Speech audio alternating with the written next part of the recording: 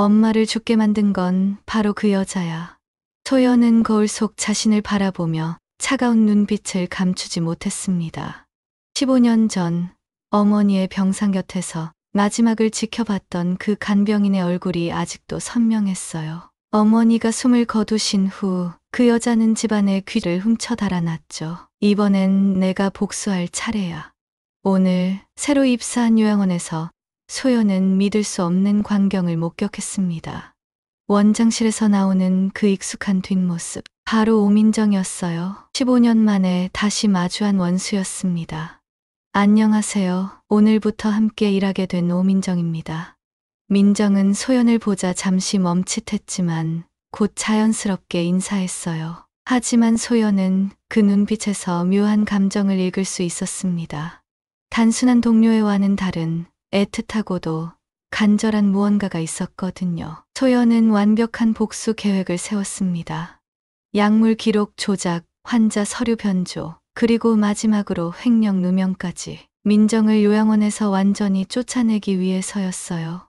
하지만 복수가 성공에 가까워질수록 소연은 이상한 혼란에 빠졌습니다. 민정이 환자들을 돌보는 모습은 너무나 진심이었고 자신을 바라보는 그 시선에는 원망이 아닌 깊은 슬픔만이 느껴졌거든요. 왜 화를 안 내는 거야? 왜 변명도 안 하는 거야? 그리고 드디어 민정이 해고되던 날 아버지로부터 충격적인 전화가 걸려왔습니다. 소연아, 내가 무슨 짓을 한 건지 알아? 그 여자는 내 친엄마다. 과연 소연이 15년 동안 품어온 원한의 진실은 무엇일까요? 그리고 민정이 소연을 바라보던 그 애틋한 시선의 의미는? 가장 오래된 원망이 가장 오래된 사랑으로 바뀌는 놀라운 이야기가 지금 시작됩니다. 잠깐 1초면 되는 구독, 좋아요를 눌러주시면 영상 만드는데 큰 도움이 됩니다. 감사합니다. 늦은 가을 아침, 서늘한 바람이 창문 틈새로 스며들어 오는 소리가 들렸습니다. 김소연은 침대에서 몸을 일으키며 벽시계를 바라봤어요. 오전 7시 30분. 오늘도 어김없이 요양원으로 향해야 하는 시간이죠. 소연은 화장대 앞에 앉아 거울 속 자신을 바라봤습니다. 31살의 나이에도 불구하고 그녀의 눈가엔 또래보다 깊은 주름이 자리하고 있었어요. 어머니를 떠나보낸 지 벌써 15년이 흘렀지만 여전히 그 기억은 선명했죠. 특히 어머니가 병상에 누워 계실 때 곁에서 간병을 했던 그 여자, 오민정의 모습이 머릿속에서 떠나지 않았습니다. 엄마를 죽게 만든 건 바로 그 여자야. 소연은 혼잣말을 중얼거리며 립스틱을 발랐어요. 어머니가 돌아가신 후 민정이 집안의 귀중품들을 훔쳐 달아났다는 사실을 알게 되었을 때의 충격은 지금도 생생했죠. 아버지 김성재는 그 일에 대해 말을 아꼈지만 소연은 모든 것을 다 알고 있었습니다. 요양원에 도착한 소연은 평소와 다름없이 업무를 시작했어요. 하지만 오늘은 특별한 날이었죠. 새로운 간병사가 들어온다는 소식을 들었거든요. 원장실에서 나오는 목소리가 복도까지 들려왔습니다. 경력이 15년이나 되시니까 베테랑이시네요. 저희 요양원에 오신 걸 환영합니다. 소연은 호기심에 원장실 문 근처로 다가갔어요. 그리고 문이 열리자 그녀의 심장이 멎는 듯한 느낌을 받았습니다. 바로 그 여자였거든요. 오민정. 15년 전 어머니를 간병했던, 그리고 어머니가 돌아가신 후 집안의 물건들을 훔쳐 사라진 바로 그 여자가 눈앞에 서 있었어요. 민정은 소연을 보자 잠시 멈칫했습니다. 하지만 곧 자연스럽게 고개를 숙이며 인사했죠. 안녕하세요. 오늘부터 함께 일하게 된 오민정입니다. 소연은 가슴이 두근거리는 것을 억지로 참으며 대답했어요. 네, 김소연입니다. 잘 부탁드려요. 민정의 눈빛에서 묘한 감정을 읽을 수 있었지만 소연은 그것이 무엇인지 알 수 없었습니다. 다만 한 가지 확실한 건 이것이 우연이 아니라는 거였죠. 소연은 벌써부터 복수의 계획을 세우기 시작했어요. 점심시간이 되자 소연은 동료 간병사 정다은과 함께 식당에 앉았습니다. 새로운 분 어때? 경력이 많으시던데. 다은이 물어보자 소연은 잠시 망설였어요. 진실을 말할 수는 없었죠. 글쎄요. 아직 잘 모르겠어요. 하지만 소연의 마음속엔 벌써 계획이 세워지고 있었습니다. 민정을 이곳에서 쫓아내는 것, 그리고 15년 전의 원한을 갚는 것, 그것이 소연이 해야 할 일이라고 생각했거든요. 오후 내내 소연은 민정의 일거수일투족을 지켜봤어요. 민정은 환자들을 대하는 태도가 정말 친절했고 업무 처리도 깔끔했죠. 하지만 소연에게는 그 모든 것이 가식으로 보였습니다. 저 여자가 또 누군가를 속이려고 하는 거야. 퇴근 시간이 되자 소연은 민정에게 다가갔어요. 민정 씨, 혹시 예전에 개인 간병 일도 하셨나요? 민정은 잠시 당황한 듯 했지만 곧 대답했습니다. 네, 몇 년 전까지는 개인 간병도 했었어요. 혹시 김미정이라는 분 기억하세요? 15년 전쯤에요. 민정의 얼굴이 순간 굳어졌어요. 그리고 조용히 고개를 끄덕였죠. 기억해요.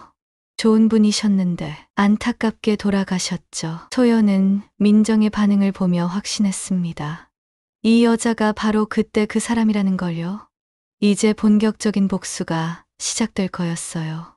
다음 날 아침, 소연은 평소보다 일찍 요양원에 도착했습니다. 민정보다 먼저 와서 그녀의 업무 환경을 살펴보고 싶었거든요. 간병사 휴게실에서 민정의 사물함을 유심히 바라보던 소연은 묘한 감정에 휩싸였어요. 정말 뻔뻔하게도 여기까지 따라왔네. 하지만 동시에 이상한 기분도 들었습니다. 민정이 어머니 김미정의 이름을 기억하고 있었다는 사실, 그리고 그때의 표정이 단순한 직업적 기억과는 다른 무언가가 있어 보였거든요. 오전 9시쯤 민정이 출근했어요.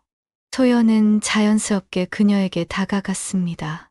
어제 말씀하신 김미정 씨 말인데요.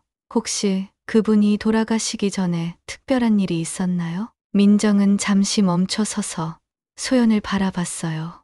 그 눈빛에는 애틋함과 동시에 깊은 슬픔이 스며 있었죠. 왜 그런 걸 물어보세요? 그냥 궁금해서요. 간병 일을 하다 보면 여러 가지 일들이 있잖아요. 민정은 한참을 망설이다가 입을 열었습니다. 좋은 분이셨어요. 마지막까지도 다른 사람들 걱정만 하시던. 그때 소연은 민정의 눈가에 눈물이 맺히는 것을 봤어요. 진짜 눈물이었죠. 연기가 아닌 진심에서 우러나는 슬픔의 눈물이었습니다. 소연은 당황했어요. 이런 반응을 예상하지 못했거든요. 민정 씨는 그분과 많이 가까우셨나 봐요. 네, 정말 많이 아꼈던 분이에요. 민정의 대답에서 소연은 묘한 뉘앙스를 느꼈습니다. 단순히 환자를 아끼는 간병인의 마음 이상의 무언가가 있어 보였거든요. 하지만 소연은 그 감정을 외면하려 했어요. 복수의 마음을 흔들리게 할 수는 없었으니까요. 점심시간이 되자 소연은 본격적인 계획을 실행에 옮기기 시작했습니다. 먼저 민정의 업무 일지를 슬쩍 확인해 봤어요. 환자들의 약물 투여 기록, 식사 시간, 활동 상황 등이 꼼꼼히 적혀 있었죠. 너무나 정확하고 성실한 기록이었습니다. 이상하네.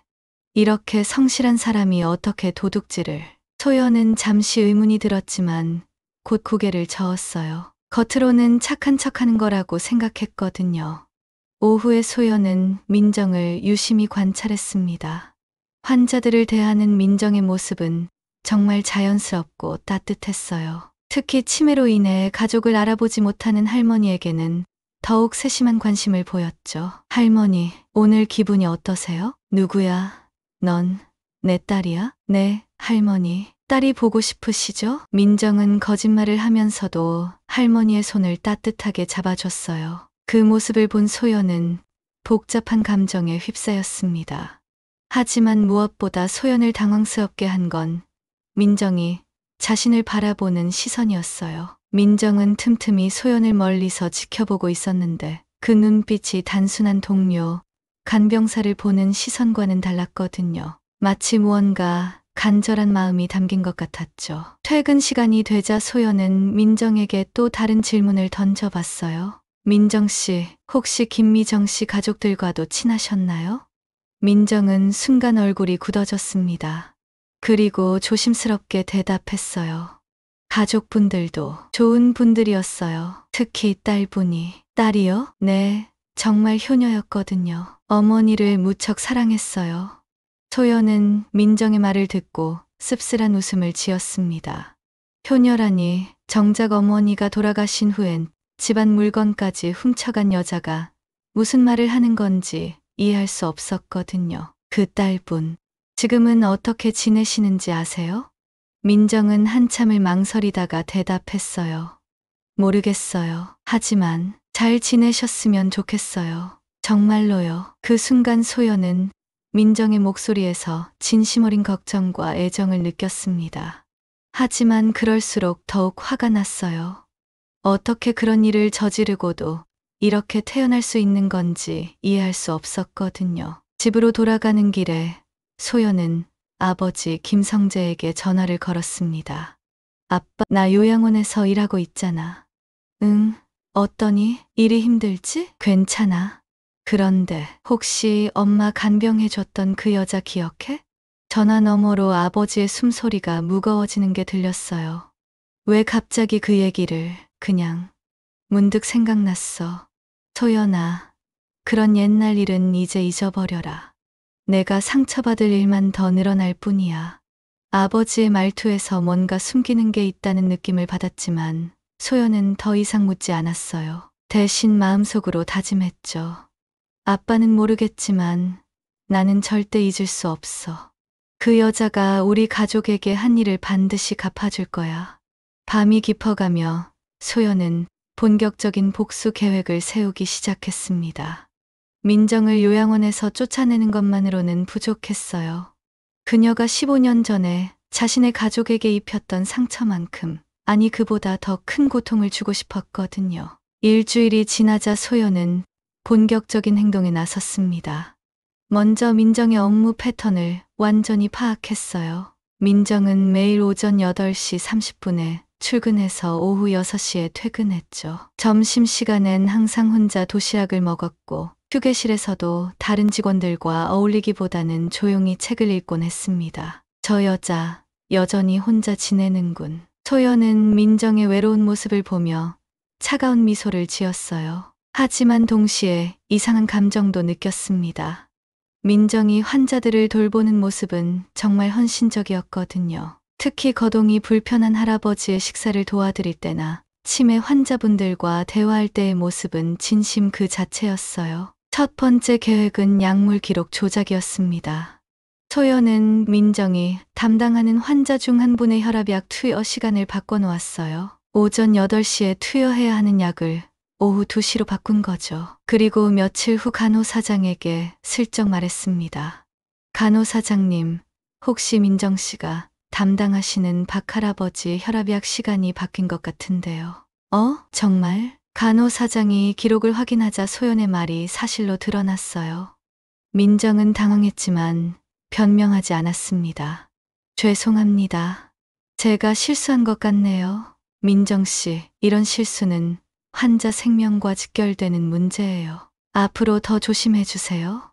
소연은 민정이 고개를 숙이며 사과하는 모습을 보며 속으로 쾌감을 느꼈어요. 하지만 민정의 표정에서 진심으로 미안해하는 마음을 읽을 수 있었죠. 연기가 아닌 진짜 후회와 자책감이었습니다. 두 번째 계획은 서류 조작이었어요. 소연은 민정의 환자 상태 기록지에 몇 가지 내용을 살짝 바꿔놓았습니다.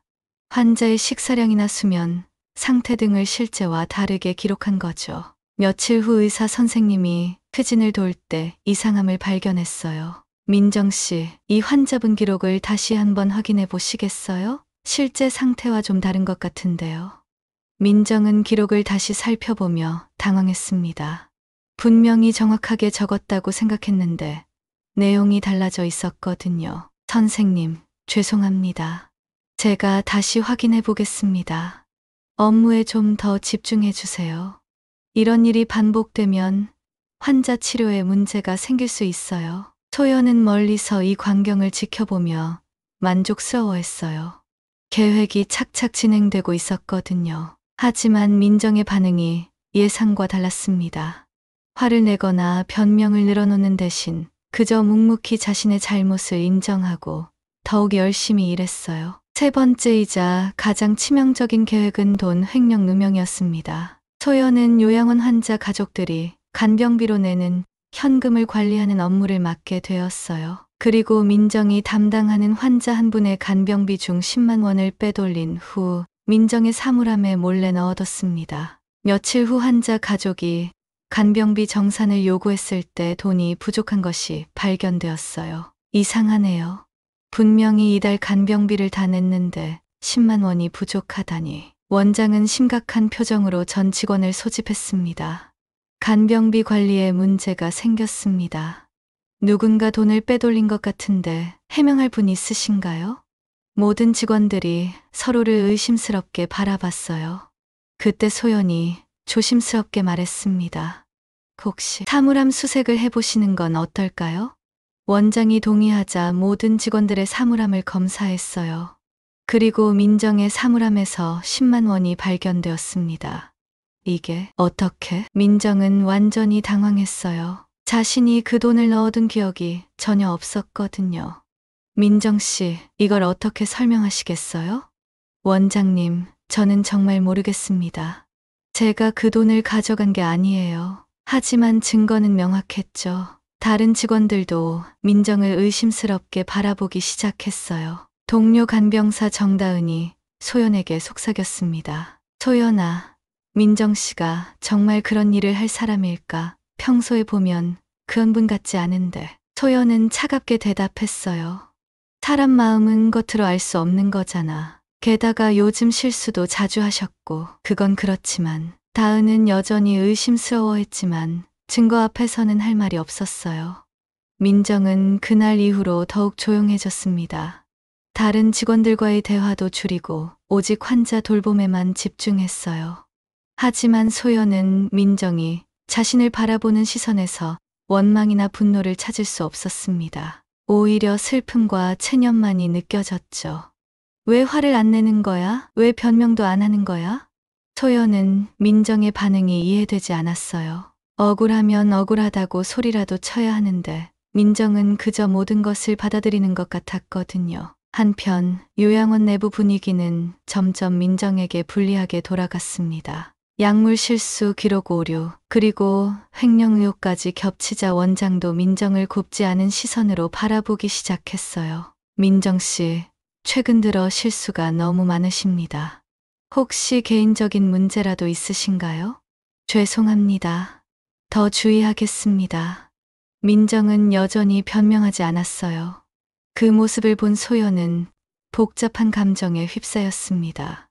복수가 성공적으로 진행되고 있는데도 왜인지 마음이 시원하지 않았거든요. 밤늦게 집에 돌아온 소연은 거울 앞에 서서 자신의 모습을 바라봤어요.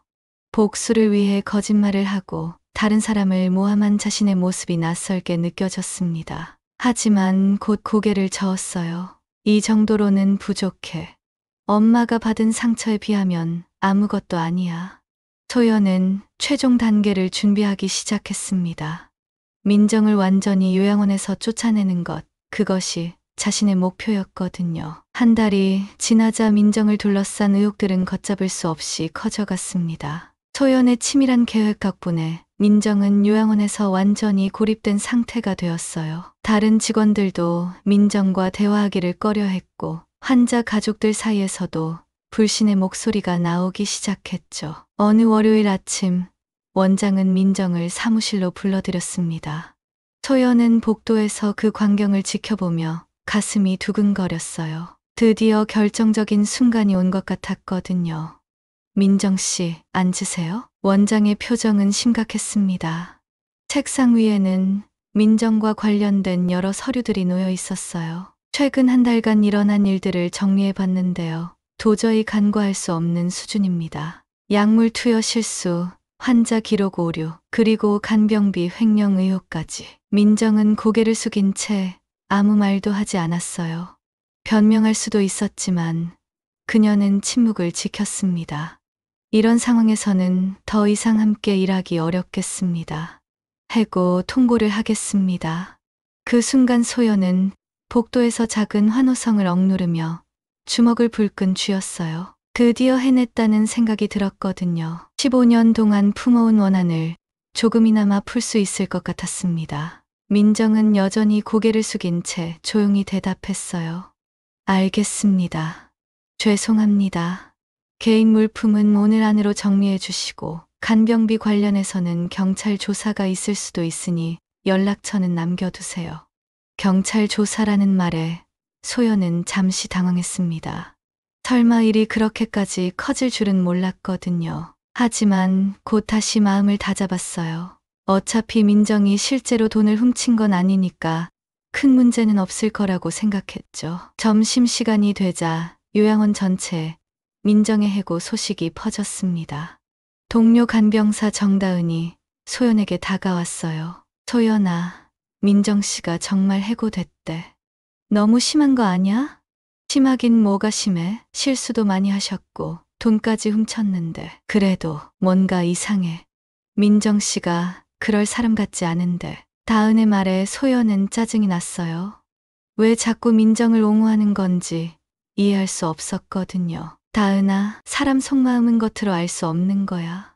착해 보인다고 다 착한 사람인 건 아니거든. 오후에 소연은 민정이 개인 물품을 정리하는 모습을 지켜봤어요. 민정은 사물함에서 자신의 물건들을 하나씩 꺼내며 작은 박스에 담고 있었습니다. 그 모습이 왠지 쓸쓸해 보였죠. 그때 민정이 사물함 깊숙한 곳에서 작은 사진 한 장을 꺼냈어요. 소연은 호기심에 그 사진을 보려고 했지만 민정이 재빨리 가방 안에 넣어버렸습니다. 하지만 소연은 그 사진에서 어린아이의 모습을 잠깐 본 것 같았어요. 누구 사진일까? 궁금증이 들었지만 더 이상 파고들지는 않았습니다.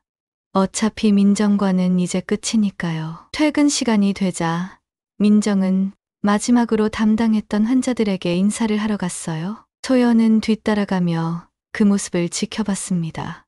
할머니, 이제 제가 못 와요. 다른 선생님이 더 잘 돌봐드릴 거예요. 치매에 걸린 할머니는 민정의 말을 이해하지 못했지만 민정의 손을 꼭 잡고 놓아주지 않았어요. 딸아, 어디 가는 거야? 엄마 두고 어디 가려고 그래? 민정은 할머니의 손을 부드럽게 어루만지며 눈물을 참았습니다. 네, 할머니, 건강하세요. 그 모습을 본 소연은 묘한 감정에 휩싸였어요. 민정의 눈물이 진짜처럼 보였거든요. 하지만 곧 고개를 저었습니다. 연기일 뿐이라고 생각했어요. 민정이 요양원을 떠나기 직전 소연에게 다가왔습니다. 소연 씨, 그동안 고마웠어요. 소연은 차갑게 대답했어요.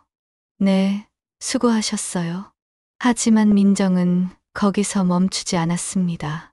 소연 씨, 혹시 김미정 씨와 어떤 관계세요? 순간 소연의 심장이 멎는 듯 했어요.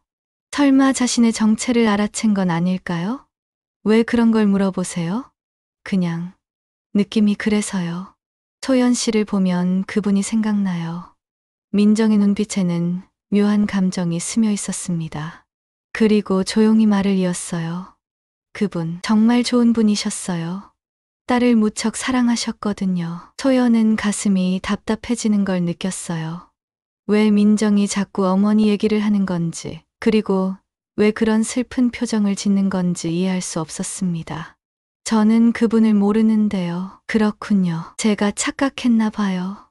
민정은 마지막으로 소연을 바라보며 말했어요. 소연 씨, 건강하세요. 그리고 행복하세요. 그 말을 남기고 민정은 요양원을 떠났습니다.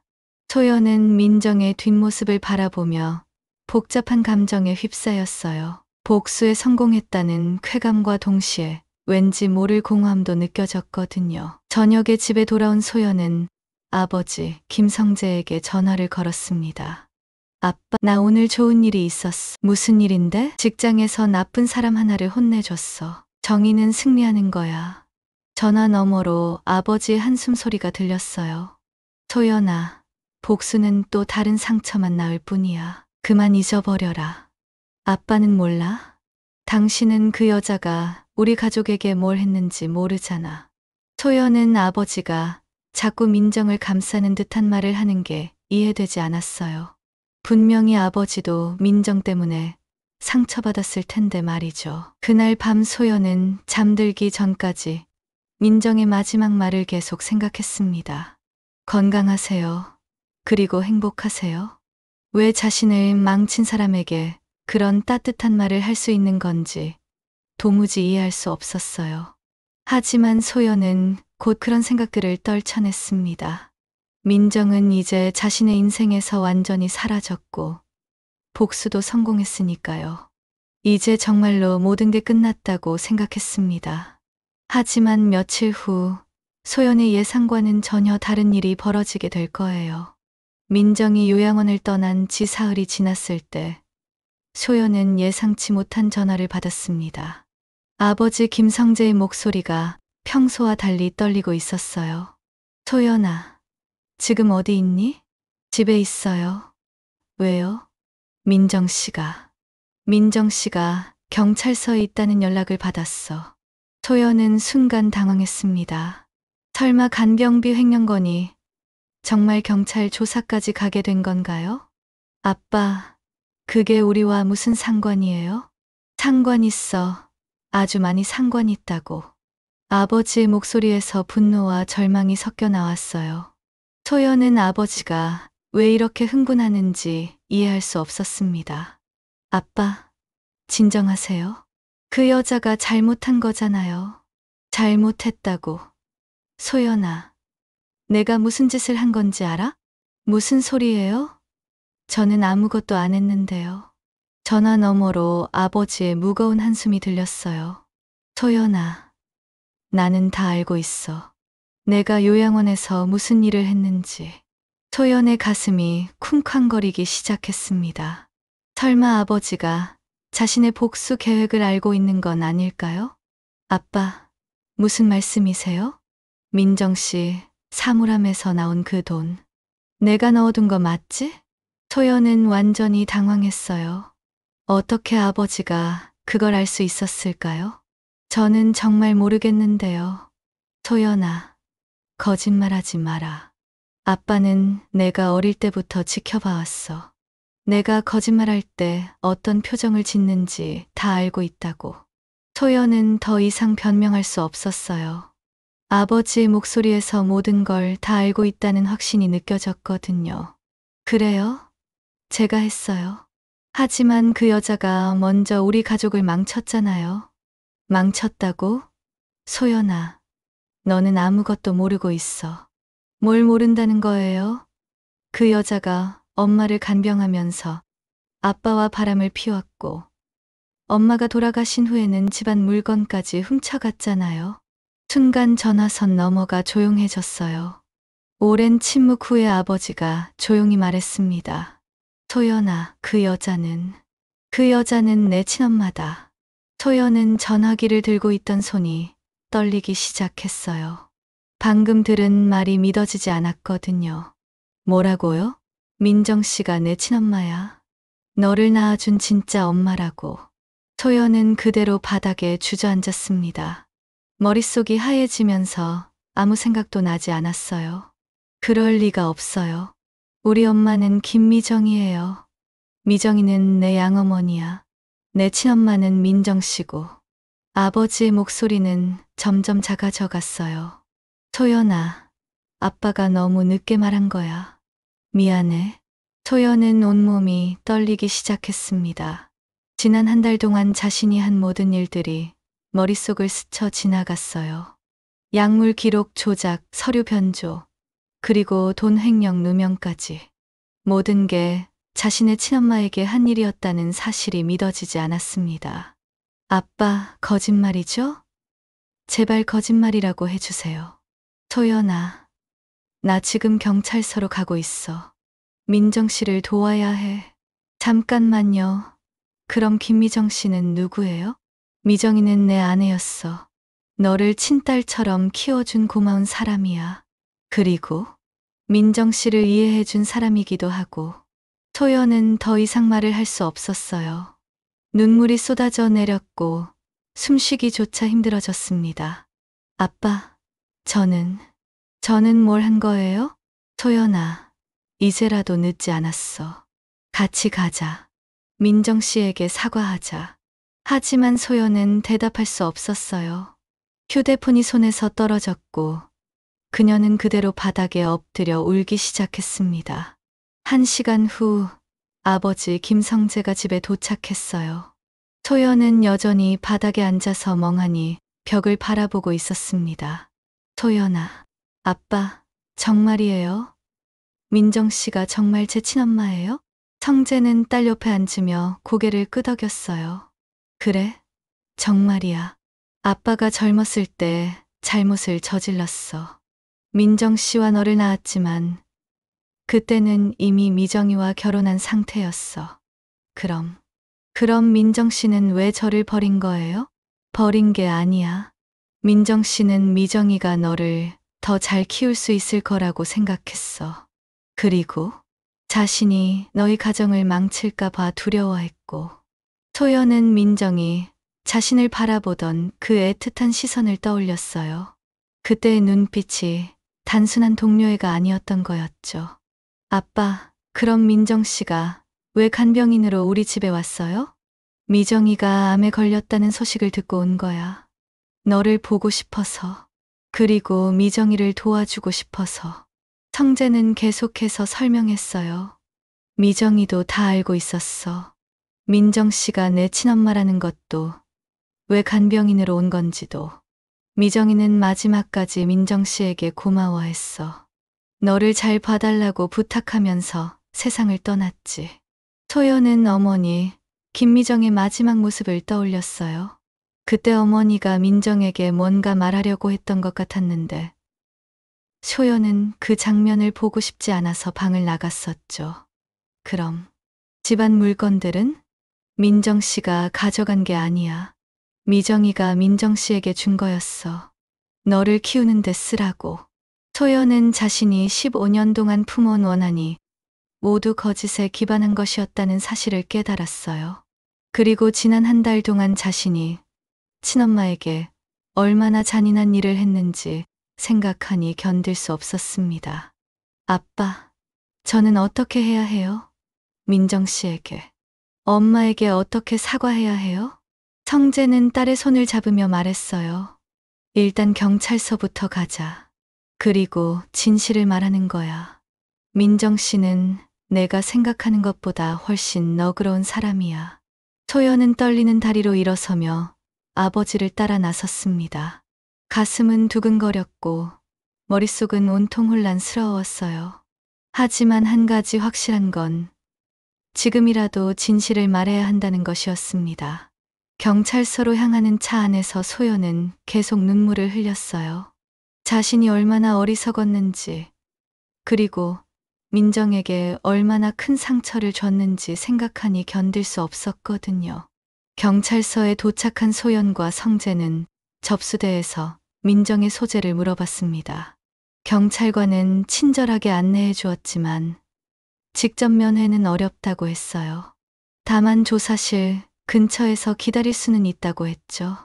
아버님, 혹시 오민정 씨와 어떤 관계이신가요? 제가 관련 증언을 하러 왔습니다. 성재는 떨리는 목소리로 대답했어요. 소연은 아버지 옆에서 고개를 숙인 채 서 있었습니다. 얼굴이 창백해져서 금방이라도 쓰러질 것 같았어요. 경찰관은 성재를 조사실로 안내했고 소연은 복도 의자에 앉아서 기다렸습니다. 조사실 유리창을 통해 안쪽 상황을 볼 수 있었어요. 민정이 의자에 앉아 있는 모습이 보였죠. 민정은 여전히 조용했습니다. 경찰관의 질문에 차분하게 대답하고 있었지만 그 표정에는 깊은 슬픔이 배어 있었어요. 소연은 민정의 모습을 보며 가슴이 찢어질 것 같았습니다. 아버지 성재가 조사실에 들어가자 분위기가 바뀌었어요. 성재는 민정을 보자마자 고개를 깊이 숙였습니다. 민정 씨, 정말 죄송합니다. 민정은 성재를 보고 놀란 표정을 지었어요. 15년 만에 다시 마주하는 순간이었죠. 성재 씨, 왜 여기에? 제가 증언하러 왔습니다. 민정 씨는 무죄예요. 경찰관이 의아한 표정으로 성재를 바라봤어요. 무슨 말씀이신지 자세히 설명해 주시겠어요? 성재는 깊은 숨을 들이쉬고 입을 열었습니다. 간병비 횡령 사건. 민정 씨가 한 일이 아닙니다. 제 딸이 민정 씨를 모함한 거예요. 조사실 밖에서 지켜보던 소연은 그 말을 듣고 온몸이 떨렸어요. 드디어 진실이 밝혀지는 순간이었습니다. 민정은 성재의 말을 듣고 더욱 당황했어요. 딸이요? 설마. 네, 소연이가 했습니다. 그 아이가 민정 씨를 오해하고 있었어요. 경찰관이 놀란 표정으로 물어봤습니다. 그럼 왜 따님이 그런 일을? 성재는 한참을 망설이다가 결국 입을 열었어요. 민정 씨는 소연이의 친엄마입니다. 그 순간 조사실 안이 조용해졌어요. 민정은 눈을 크게 뜨며 성재를 바라봤고 경찰관도 상황을 이해하지 못하는 표정이었죠. 친엄마라고요? 네. 소연이는 그 사실을 모르고 있었어요. 15년 전 아내가 돌아가신 후 민정 씨에 대해 오해를 하게 되었고 성재는 차근차근 모든 사실을 설명했습니다.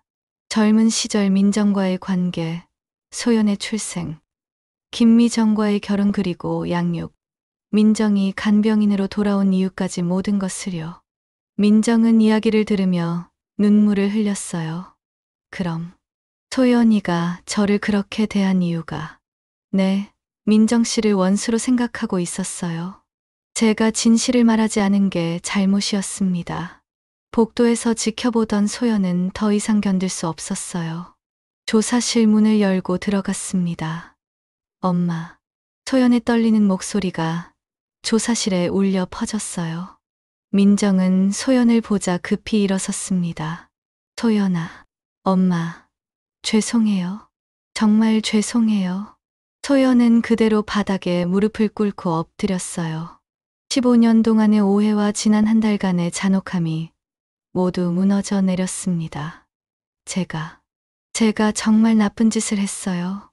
엄마인 줄도 모르고. 민정은 소연에게 다가가 그녀를 일으켜 세웠어요. 소연아, 일어나. 엄마라고 부를 자격이 없어. 아니에요. 엄마예요. 제 친엄마라고요. 소연은 민정을 붙잡고 울었습니다. 민정도 참았던 눈물을 터뜨렸어요. 소연아, 미안해. 엄마가 너를 떠나서 미안해.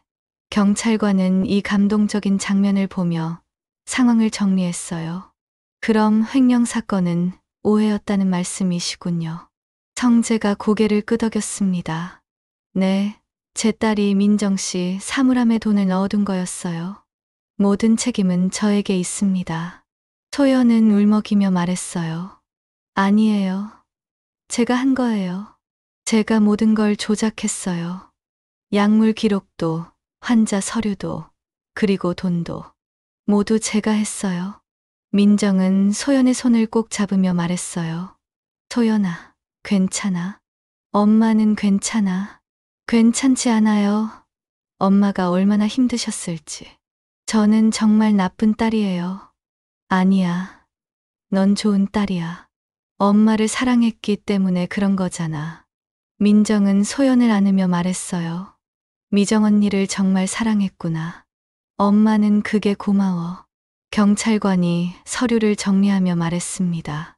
횡령 혐의는 무혐의로 처리하겠습니다. 하지만 업무방해나 명예훼손 부분은 별도로 논의해야 할 것 같네요. 성재가 급히 말했어요. 그 부분은 저희가 책임지겠습니다. 민정 씨가 입은 피해도 모두 보상하겠고요. 민정은 고개를 저었어요. 그럴 필요 없어요. 소연이를 다시 만났는데 뭐가 더 필요해요. 소연은 민정의 품에서 울면서 말했어요. 엄마, 저를 용서해 주세요. 정말 몰랐어요. 용서할 게 뭐가 있어. 엄마가 미안해. 진작 말했어야 했는데. 성재도 두 모녀를 바라보며 눈물을 흘렸어요. 15년 동안 숨겨왔던 진실이 드디어 밝혀진 순간이었습니다. 경찰서를 나서며 세 사람은 서로를 바라봤어요. 이제 새로운 시작이 기다리고 있었습니다. 하지만 아직 해결해야 할 일들이 많이 남아 있었죠. 소연아, 이제 어떻게 하고 싶어? 성재의 질문에 소연은 민정을 바라보며 대답했어요. 엄마와 함께 하고 싶어요. 이제라도 늦지 않았다면. 민정은 소연의 손을 꼭 잡으며 미소를 지었어요. 물론이야, 딸아. 엄마도 그게 가장 바라던 일이야. 경찰서에서 나온 지 이틀 후, 소연은 민정으로부터 예상치 못한 연락을 받았습니다. 문자 메시지였는데, 내용은 간단했어요. 소연아, 우체국에 너에게 보낸 등기우편이 있어. 받아봐. 소연은 가슴이 두근거렸습니다. 엄마가 무슨 편지를 보낸 걸까요? 급히 우체국으로 향했어요. 등기우편을 받아든 소연은 봉투를 보자마자 눈물이 핑 돌았습니다. 민정의 정성스러운 손글씨로 사랑하는 딸 소연에게라고 적혀 있었거든요. 봉투 뒷면에는 엄마 민정이라고 쓰여 있었어요. 집에 돌아온 소연은 떨리는 손으로 편지 봉투를 뜯었습니다. 여러 장의 편지지에 빼곡히 적힌 글씨가 나왔어요. 민정의 마음이 고스란히 담긴 편지였습니다. 사랑하는 내 딸 소연아, 이 편지를 쓰고 있는 지금도 믿어지지 않아. 내가 정말 너에게 딸이라고 부를 수 있는 자격이 있는지 모르겠지만, 그래도 이 말만은 꼭 하고 싶었어. 너를 낳았을 때가 생각나. 22살의 어린 나이였지만, 너를 처음 안았을 때의 그 벅찬 감정은 지금도 생생해. 작고 따뜻한 내 손이 내 손가락을 꽉 잡던 그 순간, 나는 세상에서 가장 행복한 사람이었어. 하지만 엄마는 너무 어리고 부족했어. 내 아빠는 이미 좋은 부인이 있었고, 나는 그 가정을 망칠 수 없었어. 무엇보다 미정 언니가 너를 얼마나 간절히 원했는지 알았거든. 언니는 아이를 가질 수 없는 몸이었는데, 너를 보자마자 진짜 엄마처럼 사랑했어. 그때 나는 생각했어. 미정 언니가 나보다 훨씬 좋은 엄마가 될 수 있을 거라고. 안정된 가정에서 아빠와 엄마의 사랑을 받으며 자라는 게 너에게는 더 좋을 거라고. 하지만 너를 떠나보내는 마음이 얼마나 아팠는지는 아무도 몰라. 매일 밤 너를 그리워하며 울었어. 내가 건강하게 자라고 있는지, 행복한지, 아픈 곳은 없는지 항상 궁금했어. 그러다가 미정 언니가 아프다는 소식을 들었어. 그때 나는 결심했지. 간병인이라는 이름으로라도 너 곁에 있고 싶다고. 비록 엄마라고 부를 수는 없어도 멀리서라도 너를 지켜보고 싶었어. 미정 언니도 내 마음을 알아줬어. 마지막까지 너에 대해서만 걱정하셨지. 민정아, 소연이 잘 부탁해. 그 아이가 외롭지 않게 해줘라고 하시면서 내 손을 꼭 잡으셨어. 언니가 돌아가신 후 나는 너 곁에 머물고 싶었지만 그럴 수 없었어. 내가 나를 미워하는 것 같았고, 내가 있으면 내가 더 힘들어할 것 같았거든. 그래서 조용히 떠났어. 그런데 15년 후에 다시 너를 만나게 될 줄은 꿈에도 몰랐어. 요양원에서 너를 봤을 때 내 심장이 멎는 줄 알았어. 내 딸이 이렇게 훌륭하게 자랐구나. 이렇게 아름답게 자랐구나. 정말 자랑스러웠어. 내가 나를 힘들게 했던 그 한 달도 사실은 행복했어. 매일 너를 볼 수 있어서, 내가 환자들을 돌보는 모습을 볼 수 있어서. 너는 정말 따뜻한 마음을 가진 사람이더구나. 미정 언니가 얼마나 잘 키웠는지 알 수 있었어. 물론 힘들기도 했어. 내가 나를 미워하는 눈빛으로 바라볼 때, 나에게 차갑게 대할 때, 가슴이 찢어지는 것 같았어. 하지만 그래도 좋았어. 내가 나에게 화를 내는 것조차 감사했거든. 적어도 내 감정 속에 내가 있다는 뜻이니까. 소연아, 너는 조금도 잘못하지 않았어. 사랑하는 엄마를 보호하려고 했던 거잖아. 그 마음이 얼마나 예쁜지 몰라? 미정 언니도 하늘에서 너의 그 마음을 보고 계실 거야. 이제 우리 천천히 시작해보자. 나는 15년 동안 놓친 시간이 아깝지만 그렇다고 조급해하지는 않을 거야. 내가 편한 속도에 맞춰서 조금씩 가까워지면 돼. 나는 내가 행복하기만 하면 그걸로 충분해. 내 곁에 있든 없든 내가 웃으며 살아가는 모습을 볼 수 있다면 그게 최고의 선물이야. 마지막으로 하고 싶은 말이 있어. 고맙다는 말이야. 나를 다시 받아준다고 해줘서, 엄마라고 불러줘서, 진심으로 고마워. 너를 다시 안아보는 것만으로도 난 충분했어. 앞으로 좋은 딸이 되어달라는 부탁은 하지 않을게. 너는 이미 충분히 좋은 사람이니까. 다만 행복하게 살아줘. 그게 엄마가 바라는 전부야. 사랑해. 내 딸아. 세상에서 가장 사랑해. 엄마가. 편지를 다 읽은 소연은 얼굴이 눈물범벅이 되어 있었어요. 가슴이 벅차올랐고 동시에 지난 15년간의 오해가 모두 녹아내리는 것 같았습니다. 편지와 함께 작은 사진 한 장이 들어 있었어요. 갓난아기였던 소연을 안고 있는 젊은 민정의 모습이었죠. 민정의 얼굴에는 세상에서 가장 행복한 표정이 떠올라 있었어요. 소연은 그 사진을 가슴에 안고 한참을 울었습니다. 그리고 결심했어요. 이제 정말로 엄마와 새로운 시작을 하겠다고. 소연은 급히 휴대폰을 들고 민정에게 전화를 걸었어요. 엄마. 소연아, 편지 받았구나. 네, 읽었어요. 정말 감동적이었어요. 많이 울었지? 네, 정말 많이 울었어요. 엄마도 저 때문에 많이 힘드셨죠? 아니야, 전혀. 너 때문에 행복했어. 소연은 민정의 따뜻한 목소리를 들으며 또다시 눈물이 났어요. 엄마, 저 내일 뵐 수 있을까요? 물론이지. 엄마도 너를 보고 싶어. 어디서 만날까요? 내가 편한 곳이면 어디든 좋아. 소연은 잠시 생각해보다가 말했어요. 엄마, 저 새로운 일자리 구했어요. 작은 요양병원인데 혹시 엄마도 관심 있으세요? 너와 함께 일할 수 있다면 정말 좋겠지만 괜찮겠어? 물론이에요. 이번에는 정말 좋은 딸이 될게요. 민정의 웃음소리가 전화기 너머로 들렸어요. 너는 이미 충분히 좋은 딸이야, 소연아.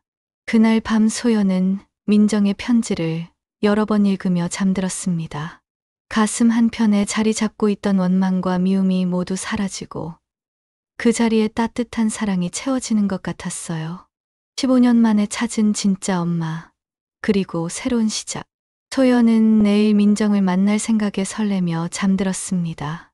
한 달이 지난 어느 따뜻한 봄날, 소연은 새로 취직한 작은 요양병원 앞 벤치에 앉아 있었습니다. 오늘은 민정이 새로운 직장에 출근하는 첫날이었어요. 소연이 병원장에게 추천해서 함께 일하게 된 거였죠. 엄마가 오실 시간인데. 소연은 손목 시계를 보며 가슴이 두근거렸어요. 지난 한 달 동안 민정과 조금씩 가까워지긴 했지만 여전히 어색한 부분들이 있었거든요. 15년의 세월을 하루아침에 메우기는 쉽지 않았습니다. 오전 8시 정각 버스에서 내리는 민정의 모습이 보였어요. 민정은 새로운 직장에 대한 기대와 긴장이 섞인 표정으로 병원을 향해 걸어오고 있었습니다. 그때 벤치에 앉아 있는 소연을 발견하고 놀란 표정을 지었어요. 소연아? 벌써 왔구나. 엄마, 안녕하세요. 일찍 와서 기다리고 있었어요. 민정은 소연 옆에 앉으며 부드럽게 미소 지었어요. 고마워. 첫 출근이라 긴장됐는데 내가 있으니까 든든하다. 저도 엄마와 함께 일할 수 있어서 기뻐요. 두 사람은 잠시 조용히 앉아 있었어요. 아직은 자연스럽게 대화하기가 쉽지 않았지만 서로의 존재만으로도 위안이 되었습니다. 엄마, 혹시 저 아직도 어색하게 느껴지세요? 소연의 솔직한 질문에 민정이 고개를 저었어요. 아니야, 전혀. 다만 꿈 같아서 그래. 정말로 내가 내 딸이고 우리가 이렇게 함께 앉아 있다는 게 믿어지지 않아. 저도 그래요. 가끔은 이게 꿈인 것 같기도 하고. 민정은 소연의 손을 조심스럽게 잡았어요. 소연아, 우리 천천히 하자. 억지로 가족 같은 척 하지 말고 자연스럽게 친해져 가면 돼. 네, 엄마. 그런데 왜? 가끔 엄마라고 부르는 게 어색할 때가 있어요. 너무 오랫동안 다른 분을 엄마라고 불렀거든요. 민정은 이해한다는 듯이 끄덕였어요. 당연해. 미정 언니가 내 진짜 엄마였으니까. 나는 그냥 너를 낳아준 사람일 뿐이야. 아니에요. 소연이 급히 말했어요. 엄마도 제 진짜 엄마예요. 김미정 씨도 엄마이고 민정 씨도 엄마예요. 저는 두 분의 엄마에게 사랑받은 행운아인 거죠. 민정의 눈가에 눈물이 맺혔어요. 고마워, 소연아. 그렇게 생각해줘서. 병원에 들어가기 전 소연은 민정에게 중요한 이야기를 꺼냈어요. 엄마, 아직 병원 사람들은 우리 관계를 몰라요. 어떻게 소개할까요? 내가 편한 대로 하면 돼. 굳이 친엄마라고 말할 필요는 없어. 아니에요. 저는 엄마가 자랑스러워요. 모든 사람들에게 소개하고 싶어요. 민정은 소연의 말에 감동받았어요. 정말? 네, 정말이에요. 제 엄마는 정말 훌륭한 간병사시거든요. 병원 안으로 들어간 두 사람은 다른 직원들에게 인사를 했어요. 소연은 자연스럽게 민정을 소개했습니다. 안녕하세요. 저희 어머니이신 오민정 씨예요. 동료들은 반가워하며 민정을 환영했어요. 어머, 소연 씨 어머님이세요? 닮으셨네요. 소연 씨가 어머님 자랑을 정말 많이 하셨어요. 민정은 소연이 자신을 어머니라고 소개하는 모습을 보며 가슴이 벅찼어요. 15년 만에 처음으로 누군가의 엄마라고 불리는 순간이었거든요. 첫 출근을 무사히 마친 저녁, 두 사람은 병원 근처 작은 식당에서 저녁을 먹었어요. 엄마, 오늘 어떠셨어요? 정말 좋았어. 내가 있어서 더욱 든든했고. 저도요. 엄마와 함께 일하니까 정말 행복해요. 민정은 소연을 바라보며 말했어요. 소연아, 앞으로 우리 어떻게 지내고 싶어? 응. 우선은 지금처럼 각자 집에서 살면서 자주 만나면 어떨까요? 그러다가 자연스럽게 더 가까워지면 함께 살 수도 있고요. 좋은 생각이야. 나도 그게 좋겠어. 그리고 엄마. 응? 주말에 함께 김미정 엄마 성묘하러 가요. 함께 인사드리고 싶어요. 민정은 소연의 제안에 깊이 감동했어요. 그래, 꼭 그러자. 미정 언니도 우리가 이렇게 화해한 걸 보시면 기뻐하실 거야. 식사를 마치고 집으로 돌아가는 길, 두 사람은 버스 정류장에서 헤어졌어요. 엄마, 오늘 정말 고생하셨어요. 너도 고생했어. 내일 또 봐요. 네, 내일 봐요. 소연은 민정이 탄 버스를 보며 손을 흔들었어요. 민정도 버스 창문으로 손을 흔들어 주었죠. 집에 돌아온 소연은 아버지 성재에게 전화를 걸었어요. 아빠, 저예요. 응, 소연아. 오늘 민정 씨와 첫 출근 어땠니? 정말 좋았어요. 아빠도 이번 주말에 함께 성묘 가실래요? 그래, 그러자. 우리 가족이 모두 함께 가는 거구나. 네, 우리 가족 모두요. 전화를 끊은 소연은 창밖을 바라보며 생각했어요. 15년 동안의 오해와 원망이 모두 해소되고, 이제 정말로 새로운 시작을 할 수 있게 되었다는 걸요. 며칠 후 주말, 세 사람은 함께 김미정의 묘소를 찾았습니다. 소연은 두 어머니 사이에 서서 조용히 인사를 드렸어요. 미정 엄마, 저 이제 민정 엄마와 화해했어요. 그리고 진짜 가족이 되었어요. 두 분 모두 제 소중한 엄마예요. 민정도 묘비 앞에서 조용히 말했어요. 언니, 약속 지켰어요. 소연이 잘 돌봐달라고 하신 말씀. 이제야 제대로 지킬 수 있게 되었어요. 성재는 두 여자의 모습을 보며 조용히 고개를 숙였어요. 미정아, 우리 가족 모두 행복하게 살게. 너도 하늘에서 지켜봐줘. 성묘를 마치고 돌아오는 길, 소연은 민정과 성재 사이에서 두 사람의 팔짱을 끼며 걸었어요. 비록 평범한 가족의 형태는 아니었지만 서로를 이해하고 사랑하는 진정한 가족이 된 것 같았습니다. 엄마, 아빠, 사랑해요. 우리도 사랑해, 소연아. 따뜻한 봄볕 아래 세 사람의 그림자가 길게 늘어져 있었어요. 가장 오래된 원망이 가장 깊은 사랑으로 바뀐 순간이었습니다. 그날 저녁 소연은 일기장에 한 줄을 적었어요. 오늘부터 새로운 시작. 늦었지만 우리는 진짜 가족이 되었다. 1년 후 소연과 민정은 여전히 같은 요양병원에서 함께 일하고 있었습니다. 두 사람은 이제 정말 자연스러운 모녀가 되어 있었어요.